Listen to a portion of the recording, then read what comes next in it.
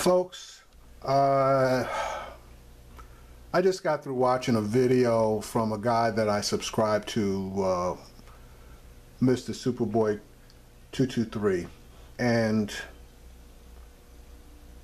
the majority, if not all, of his videos make a lot of sense. Now, sometimes I may disagree with him, but for the most part, I believe that he's pretty much on point.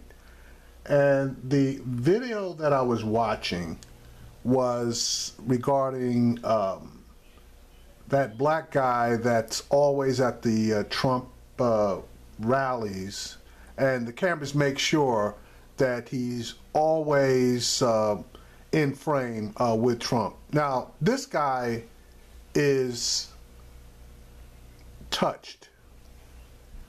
He needs help.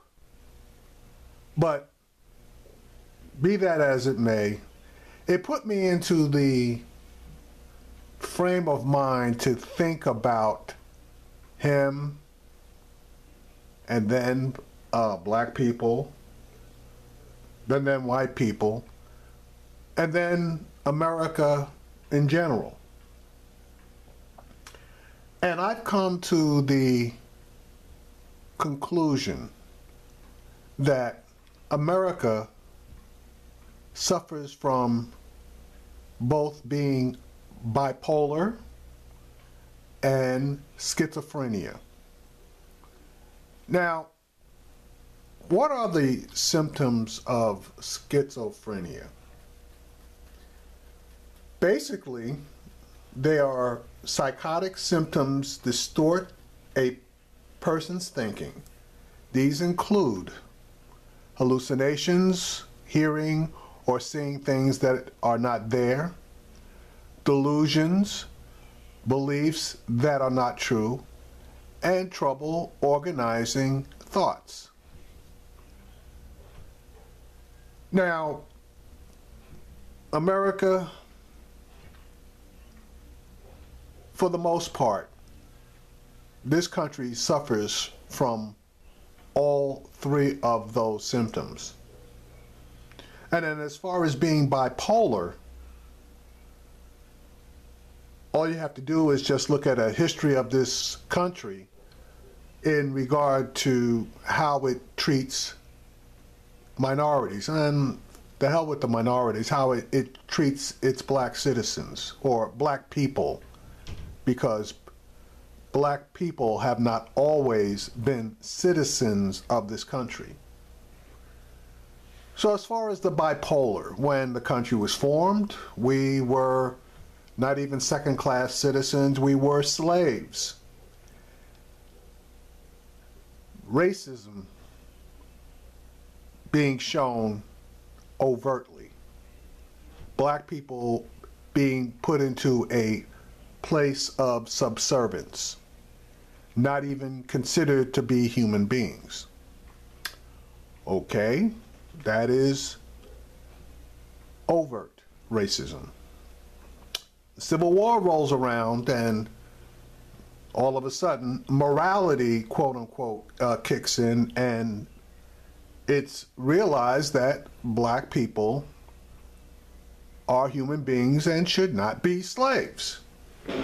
Okay, so now, in order to perpetuate the system of black subservience, America becomes covertly racist, i.e., Jim Crow laws, which are government systems to keep black people in a subservient position. Okay, now we roll around into the 60s, and we have the civil rights laws, which now are supposed to bring black people up into a quote-unquote equal status with white people as far as our rights are concerned. Okay, so now you have the system the racist system once again becoming covert. You see undercover housing discrimination with a whole lot of moving around so that it can't be proved. You see more laws being created in order to gerrymander. You see laws being created to restrict voting. It goes back and forth. So now let's talk about the real subject of my video.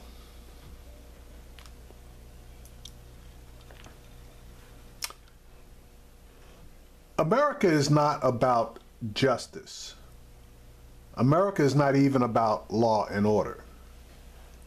America is about suppression and racial discrimination and not playing by the rules. Why do I say this? Well, obviously you recognize the gentleman on the right, that's Donald Trump. You may or may not recognize the gentleman, and I use that term loosely, on the left, that's Joe Arpaio. He is the former sheriff of Maricopa County in Arizona, and he was supposed to do a stretch. Now, I don't know if it was supposed to be 1 day or if it was supposed to be 6 months, but he was convicted of a crime and was awaiting sentencing. The crime that he was convicted of was contempt of court,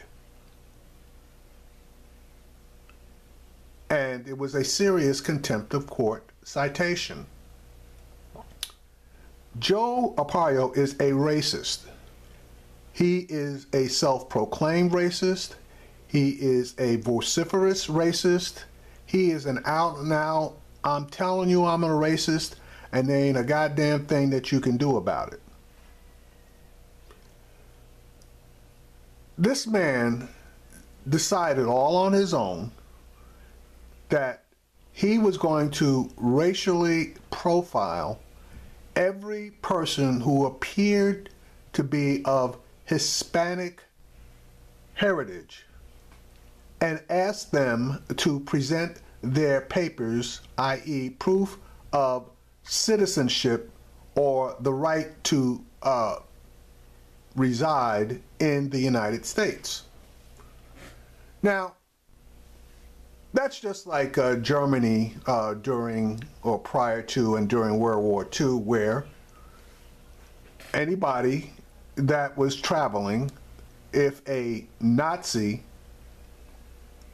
looked at them and made a conscious or unconscious decision that they weren't where or who they should be, he could stop that person, and that person had to present their papers on demand. Now that included German citizens as well, but basically the Nazis were looking for Jews in order to shoot them to Jewish concentration camps, and well, you know the rest.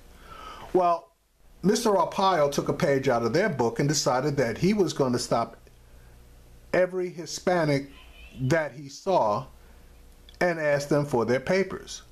Well, he was convicted of contempt of court because the court, via the Justice Department, or I should say the Justice Department via the court, told Mr. Arpaio that you can't do that. That is unconstitutional. You have no right to stop and question a person without justification. But Mr. Arpaio, who quote unquote is supposed to be a big time law and order person, a person who follows the Constitution, he decided that was a piece of the Constitution that he didn't need to follow. So when he was finally hauled into court and sued on contempt of court, he wasn't sued for a legal search and seizure. He was sued for contempt of court, and he was found guilty. Well, Donald Trump decided that he too, being the big law and order man that he purports to be and has stated during every political rally that he's held, how he loves America's police and he'll do anything for them and we need more law and order. I guess he decided that we needed less law and order and that he needed to support one of his, I guess, original supporters who had broken the law. So he has pardoned this man before he has even been sentenced.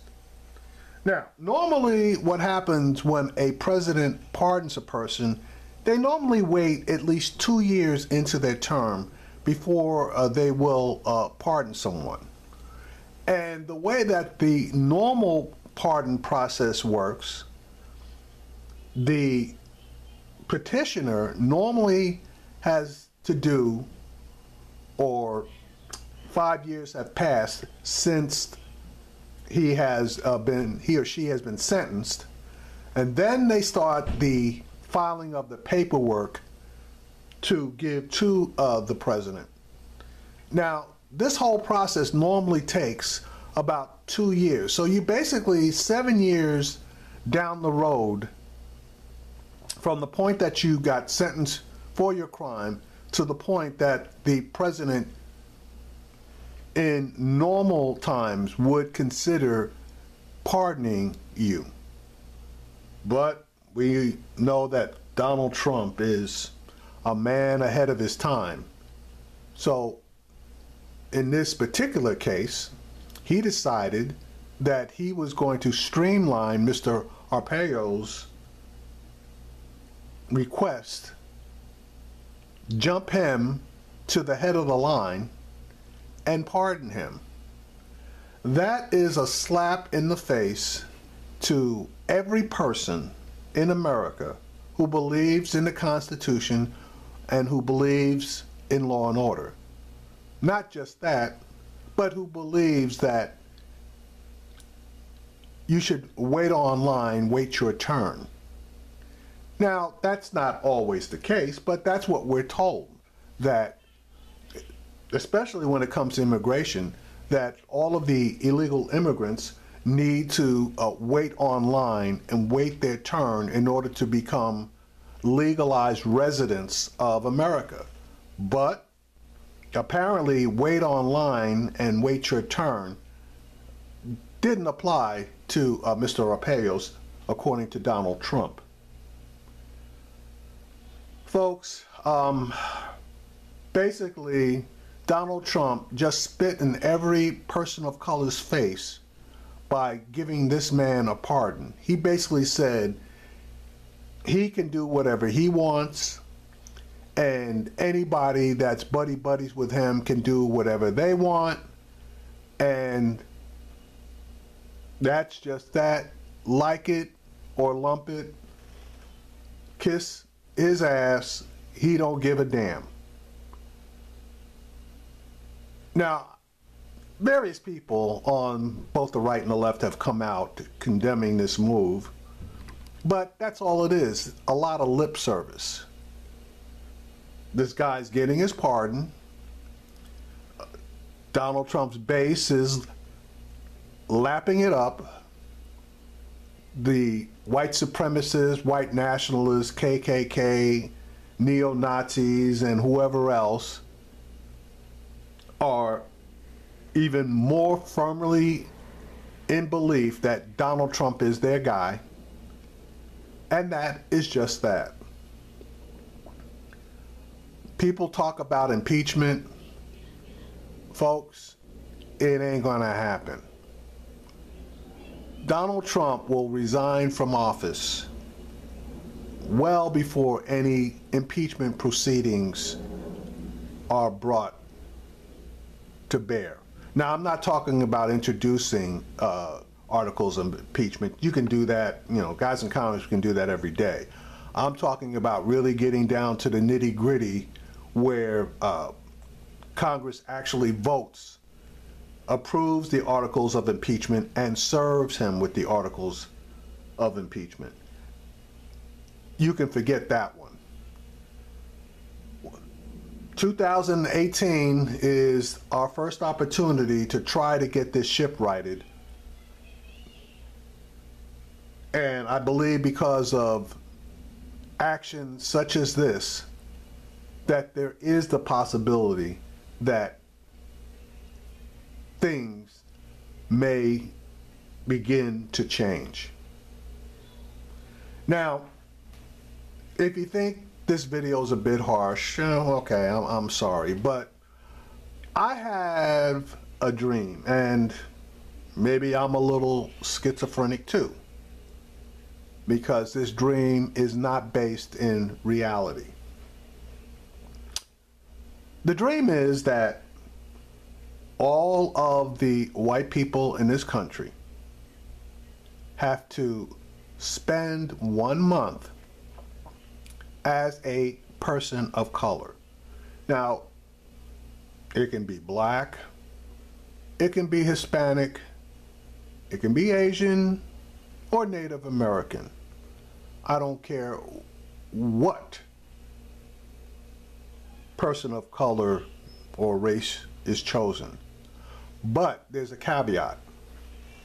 Not all of the white people can spend that month as a person of color at the same time. I would love for approximately 1/12 of the white people to have to spend that month as a person of color. Really hope that all of them would have to spend that month being black, but in certain portions of the country, like Texas and Arizona, I think Hispanic would be fine. Northern California, I think Asian would be fine. Various states such as Oklahoma, South Dakota, etc., Native American would be fine. But I want only 1/12 to spend a month at a time as a person of color, so that at the end of that month, the medical profession would be overwhelmed, especially psychiatrists, because most white people would have mental breakdowns having to deal with being a person of color on a daily basis. And about 1 month should be enough time for them to get the full flavor of what some, not all, white people and overall the white system, white society, how it treats its quote-unquote lesser considered citizens, and what its lesser considered citizens have to face. This, folks, is not an even keel society. The fairness doctrine was kicked out a long time ago as far as politics was concerned, and it ain't coming back. So let me have my schizophrenic dream. I know it is not reality. I know it will never become reality, but one can wish.